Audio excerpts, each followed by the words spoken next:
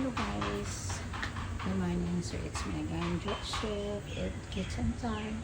So I just want to share about what I cooked today is tofu with pork beans, family steam, and the sauce is after this. The sauce is tomato sauce and coriander, garlic, onions, and ginger. So about the filling of pork beans is black fungus, cornstarch, mushroom, Chinese mushroom, of course, black pepper, coriander, and 5 spices Chinese. So that is only, so I will still only for 7 minutes.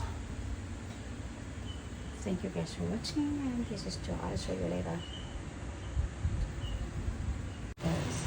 I will steam on for about 7 to 10 minutes because already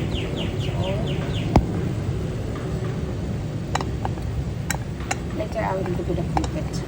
There's saute.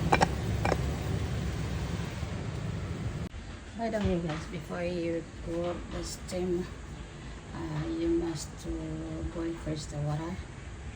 So that's it.